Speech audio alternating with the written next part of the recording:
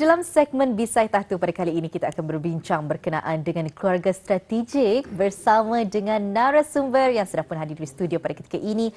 Kita akan bersama dengan Yang Mulia Tuan Rusli bin Bujang. Assalamualaikum Tuan. Waalaikumsalam warahmatullahi wabarakatuh. Selamat Hari Raya. Belum terlambat lagi ya. Terima kasih Nadira.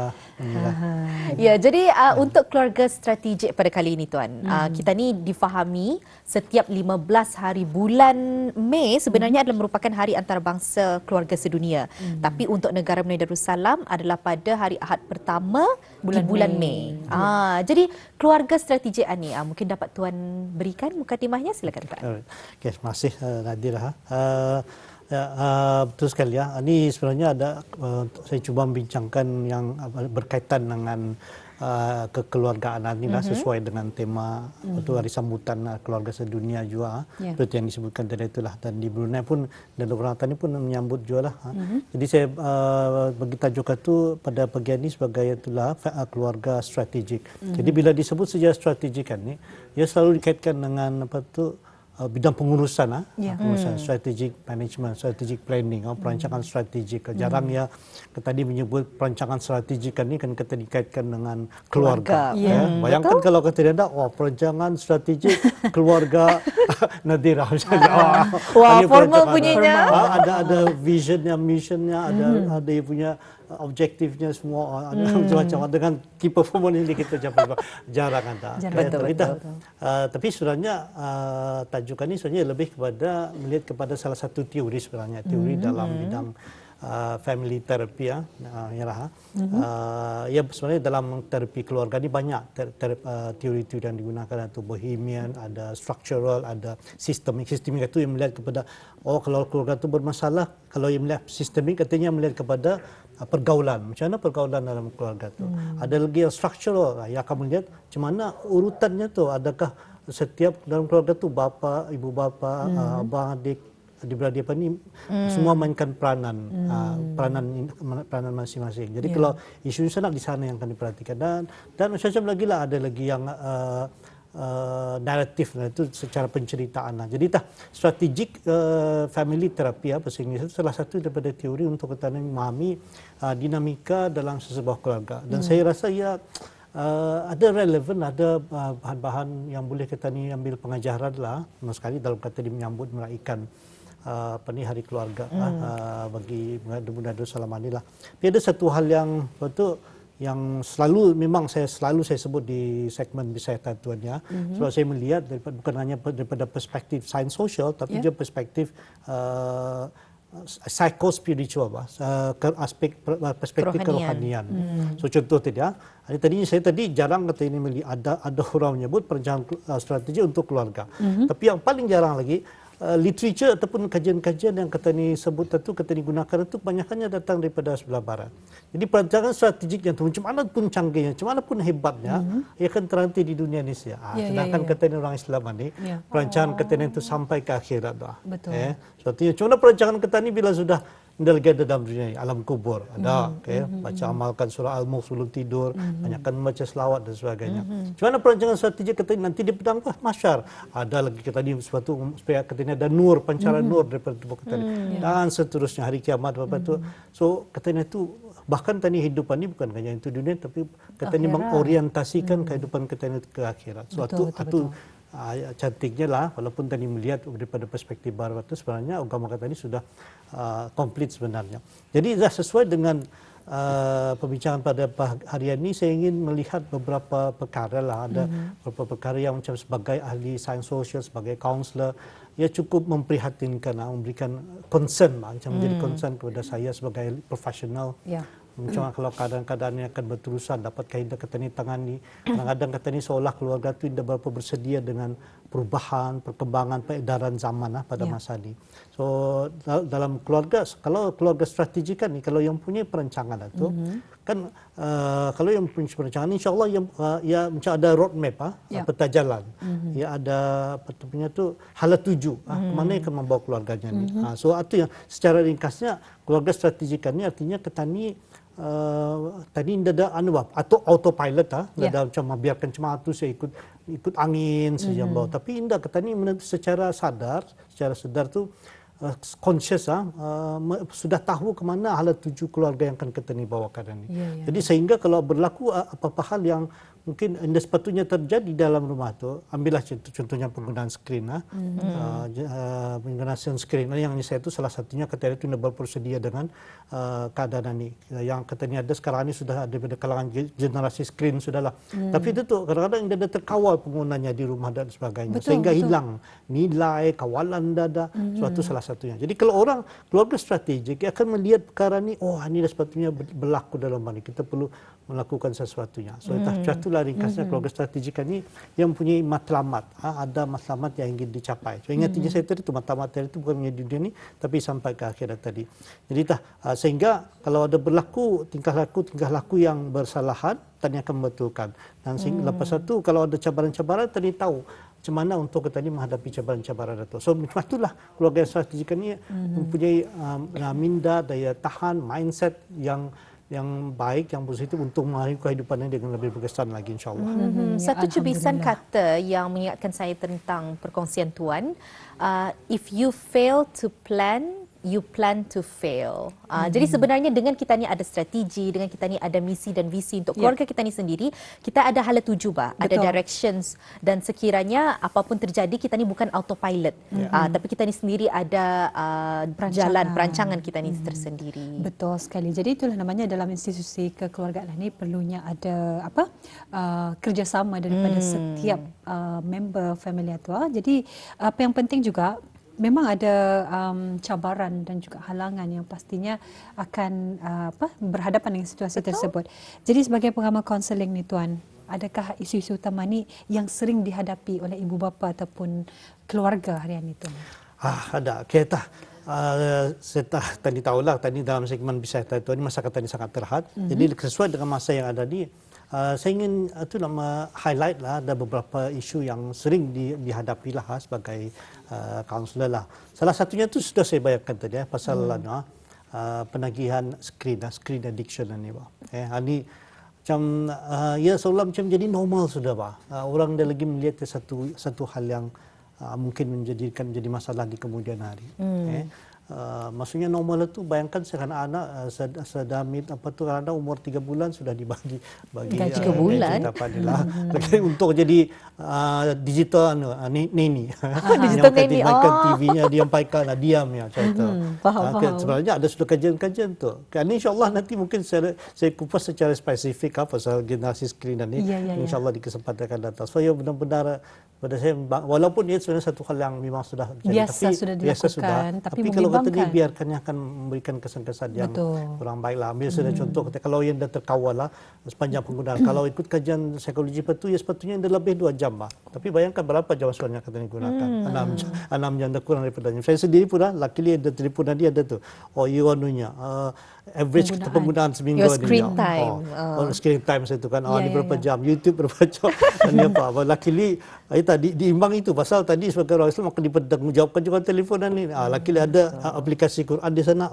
Memang saya pecah-pecahkan. Tinggi kali ni penggunaan aplikasi Quran. Yes. Pasal untuk imbang itu. Kalau tidak kata ni rasa bersalah. Itu lah banyak. Jadi saya gunakan je Al-Quran yang digital itu saya pecahkan. Ada segmented intending namanya. Kalau dulu payah kan menghabiskan 1 juz. Tapi dengan konteks prinsip tadi kan saya ambil kuatkan digagahi setiap kali habis solat itu orangnya 3 buka surat. Jadi pecahkanlah 5 waktu plus malam, tengah malam 3 buka surat, akhirnya 1 juz tu cukup dalam satu malam tu. Laki bila saja sama waktu yang paling tinggi juga. Ini namanya menggunakan teknologi di jalan yang betul. Pasal tadi akan dipertanggungjawabkan. Berarti macam mana tadi menggunakan. So itu adalah salah satunya isu tadi yang ada isu screen addiction. Katanya ada pemulihan penyalahgunaan dadah, pemulihan tingkah laku ada. Tapi perkara ni macam mana kata ni tahu macam mungkin sudah ada unsur-unsur penagihan di sana. Salah satunya tu kalau kata ni misalnya sebab kenapa ia menjadi isu? Anak-anak ni ia basar tidur, makan, bangun apa gitu semua dengan skrin itu Kemudian kalau kata ni ambil kan ia menjadi marah. Itu Ya, sudah ya, ya. antara tanda-tanda awal tu. Dia dapat Tantrum Berenggang jadinya. dengan dia dapat gadget berenang itu. telefonnya tu. Okay? Nomophobia namanya lah. Jadi fobia kalau dalam tu. And then dia punya social connection itu melalui secara dalam talian saja. Ya. Okay, ini pernah saya highlightnya saya. Dan akan cukup hubungan kita ni, interaksi kita ni secara fizikal ni Ya. akan dapat digantikan oleh gadget-gadget yang ada ni. Betul, Sebab di sana ada yang istilahnya happy hormone. Ada 4 happy hormone dalam itu. Yang perlu kita cuma berlaku oksitosin misalnya. Kita berlaku kalau kita dapat bersalaman. Dan kita boleh kerapat di sana ada dan sebagainya. Ada dopamin, ada itu serotonin. Itu mungkin tentu. Jadi itu artinya macam mana pun juga hubungan interaksi secara manusia yang dapat digantikan. So, dan kita ni macam masalah, tidak apa-apa lah biarkan dia dengan si yang mendiamkan, menidurkan anaknya, anak dibiarkan dalam biliknya sendiri, bermain game sepanjang hari. So, ini salah satu isu yang kalau kita ni biarkan, boleh menjejaskan institusi kekeluargaan kita tadi. Yang kedua, insyaAllah kan, so ini satu isu yang sangat menarik. InsyaAllah, mudah-mudahan dalam kesempatan lain akan saya memperkatakan secara khusus mengenai dengan generasi skrin dan inilah. Dan yang keduanya tu macam hilang rasa hormatnya tu macam agak berbeza generasi harian ya. Lain dibandingkan dengan generasi kita ni dulu. Saya ada berpeluang macam dipanggil lah untuk memberikan motivational talk lah kepada organisasi-organisasi macam yang agak kadulah macam barulah. Maksudnya baru tu pekerjanya tu terdiri pada generasi milenial ni kebanyakannya. Okay. Jadi dia punya budaya kerja tu agak lain. Okay. Saya 50 lebih sudah umur saya, 53 lah to be exact. Kan ada anak muda umur 18, 19. Manggil saya tu dengan nama saya tu. Nama saya tu, itu yang saya terasa, andang generasi hari ni gila. Tapi which is andang macam tu. Dia train untuk menyabun nama orang. Tapi sebenarnya tu dari segi budaya kita ni, itu agak bercanggah. Sebab kata ni menghormati orang ni sekurang-kurangnya ada 3. Apa kata menghormati orang tu? Pertama kerana ilmunya, orang alim. Yang kedua kerana agamanya, ulama. Kalau banyak, makin banyak muganya wajar kata ini hormati. Sebab tu kata ni orang kata ni Melayu habis saya tu kalau sama orang yang sudah naik haji apa ni ya amba ya orang yang sudah naik haji. Kalau pengira dia berperambau pada saya. Itu menunjukkan kelembutan, kehalusan budi pekerti kita ni orang Melayu inilah. Kemudian yang ketiganya tadi orang alim, orang ulama, dan yang ketiga orang yang lebih tua umurnya. Daripada ketani. So nang ketani di bulan ini nang sudah diajar waktu sebenarnya. Tapi tadi ini rasa macam kurang hormat tadi mungkin berlaku disebabkan oleh perkembangan hari ini lah. So ini salah satunya lagi lah mungkin kalau ketani tidak dapat membiarkan ia berkembang itu dibiarkan mencuat itu saya perlu ada intervensi untuk memberikan semula nilai-nilai kemelayuan ketani, nilai-nilai murni yang ada dalam budaya ketani lah. Dan yang ketiganya tu macam seolah tu ada motivasi lah. I know macam pekerjaan itu satu segi banyak anda bekerja tapi dalam masa yang sama je tu macam hampir setiap rumah tu ada tapi bukan di Brunei kajiannya tu anda hampir di negara luar itu setiap rumah tu boleh kata 2 daripada 5 orang tu memang yang anda bekerja banyak di rumah tu bang. Jadi perkara biasa. Jadi dah yang boleh kena terbiasa dengan hidup macam tu kan terbiasa diberikan secukup sebab kehidupannya sudah cukup sehingga macam anda ada motivasi untuk yang mencari bekerja untuk berdikari apa dan sebagainya tu. So hilang motivasi. Kalaupun dia bekerja motivasinya lain. Macam kadang-kadang tadi bagi peluang yang dah cuba lakukan dalam bidang ni. Ada pentingnya kita punya ada guna portfolio apa dan sebagainya lah. So macam sana ya maksudnya motivasinya tu macam ketani dulu katanya akan diberikan pelbagai setiap halangan itu katanya manfaatkan dengan baik supaya kita dapat mencapai apa yang kita inginkan dalam itu. Tapi generasi hari ini somehow dalam bahasa Inggeris kena panggil tu bukan macam tapi bukan demanding entitled. So maksudnya entitled tu they feel that apa pun orang ni sudah cukup umurnya, ia lebih pandai dari segi gadget apa ni lah. So they entitled untuk memegang jawatan tanpa melalui proses-proses tadi. So itu sebenarnya agak agak macam membimbangkan sebab macam mana pun juga ia perlu melalui proses ini. Pasal proses satu yang mendewasakan ke diri dia. Betul. Okay, sebab tu ada kajian sangat menarik, ada kajian terbaru. Kalau dulu success indicators, kejayaan yang menjadi penentu kejayaan kepada sebuah organisasi betulnya ada dua faktornya utamanya. Satu gender, satu dari segi jantina, satu tu dari segi pengetahuan, knowledge, qualification durang dulu ni. Tapi ternyata ada kajian baru ni, ada lagi satu faktor yang pentingnya, umur. Okay? Ataupun bahwa kalau mana-mana organisasi itu kalau ada tiga ni, ada umur yang berbeza-beza, dari kalangan milenial, pertengahan umur, yang berumur. Dan ini sebenarnya organisasi akan lebih maju lagi. So ini antara kajian terbaru ni. So perlunya ada dalam organisasi itu berbeza atau peringkat umur atau milenial, orang sedang-sedang muda dan yang berumur. Sebab dengan ada tiga faktor ini, insyaAllah akan menjadi lebih organisasi akan menjadi lebih berjaya. So I think itulah yang mungkin dapat saya dulu lah. Beberapa cabaran-cabaran lah yang ada dalam keluarga tani yang perlu kita ni tangani lah, jangan dibiarkan macam itu saja. Dan satu lagi lah sebelum saya apa namanya tu mudah tu mudah apa namanya kalau menyamal juga mudah merajuk, mudah emosi. Okey, kadang-kadang sebab itu ni, sebab apa tadi itu tu balik sebelah kepada happy hormon tadi, yang dah dibesarkan dalam suasana yang sepatutnya patutnya bergaul, dia patutnya merasai macam mana kecewa misalnya, macam mana gagal, macam mana. Tapi oleh kerana ia dimanjakan misalnya dalam keluarga tu, over indulgence, terlampau dimanjakan, ia tidak mempunyai jati diri, tidak ada daya tahan untuk menghadapi ini. Sehingga semua itu tidak daya, mudah mengalah, mudah merajuk, emosi dan sebagainya. Sebab tu macam pengalaman sebagai kaunselor ya, akhir-akhir ini makin banyak saya menerima klien-klien yang mengalami kemurungan, depression, anxiety, stress apa ni. Hanya disebabkan oleh kadang kalau di kacamata saya, dia apa tu? Tapi tidak boleh bilang macam tu sebab cara ia melihat tidak sama dengan petanya berbeza. Sebab itulah kalian beberapa isu yang saya perhatikan kali perlu kita ni tangani lah supaya keluarga ketanian ini di Brunei ini akan terus membesar berkembang dengan baik lah. Faham. Jadi dari apa yang dikongsikan Tuan sendiri berkenaan dengan isu-isu dalam keluarga ni, dengan anak-anak kadang ada rasanya entitled ataupun lebih emosi dan sebagainya. Mungkin juga saya rasa ibu bapa memainkan peranan yang besar dalam mendidik anak-anak tersebut.